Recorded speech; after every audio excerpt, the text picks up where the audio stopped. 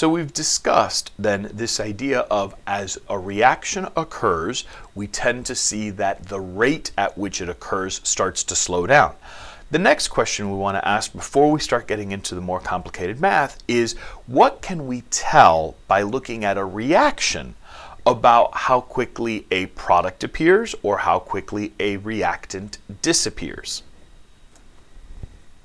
So let's start by looking at the following equation. So here, again, we're making this up. We have 2 moles of A reacting with 1 mole of B to produce 3 moles of C, right? And so the question is, without getting into how quickly did the A disappear, or how slowly did it disappear, how fast did we make C, can I, by comparing the mole ratios, can I say something intelligent about how one will disappear as opposed to another one will appear? And of course, by using the mole ratio, we can.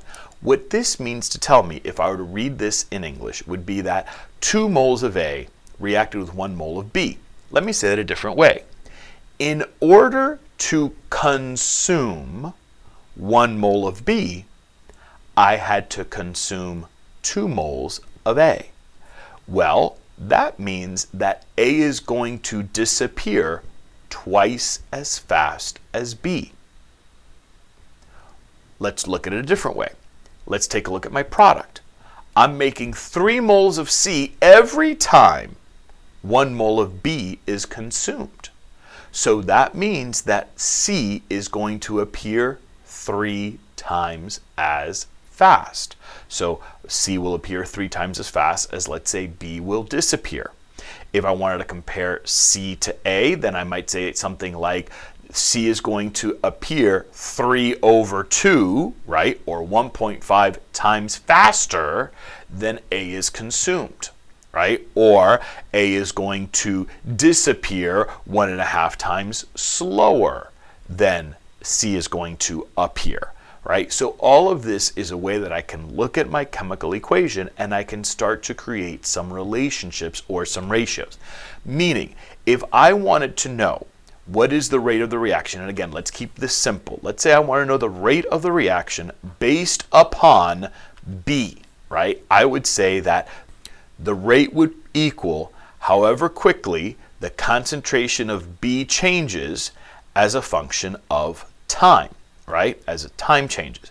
Now, because B is disappearing, right? Because disappearing, I usually want my rates to be positive, right? And right now, if I were to do final minus initial, I would get a negative rate. That's going to be a little bit difficult. So typically, I'm going to say that reactants disappear, so I'm going to stick a negative sign in front.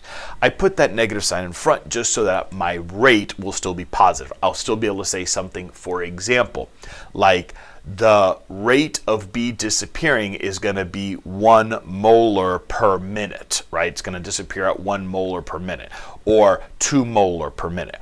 Usually as a shortcut, whenever I put something in brackets, I'm taking the concentration of that particular gas, or in this case, gas or solution. So this would be the rate at which B disappears. Fantastic. Now, because this whole reaction is occurring simultaneously, if I had to make the rate of B disappearing equal to, let's say, how fast C appears, then for there, what I'd have to do is something like, as quickly as B disappears, we're going to see that C is going to be appearing 3 times as fast. So here we're going to have 3 times the concentration of C over the change in time. And again, that should be delta. So let me just put that in front. So notice, this would be a true statement. B will disappear at a certain rate, whatever that rate is. And C is appearing 3 times as fast, right? So as you see C start to be introduced, it's going to be 3 times greater. Again, if I wanted to compare, sake of argument now, something like, well, what about A? How fast did A disappear? I would sit there and I would say, okay, so when it's disappearing, so I'm going to stick a negative sign in front, and I would say that we're going to have twice the change in concentration of A as time changes. And so this is, in a nutshell, how we can look at a chemical equation, a balanced chemical equation, and I can start to make some comparisons as to rates of appearances versus rates of disappearance. And I haven't really done anything yet. We've just been talking about the same thing. How quickly does something disappear or appear? We haven't spoken into whether it's happening at a constant rate, whether the rate is changing as a function of time.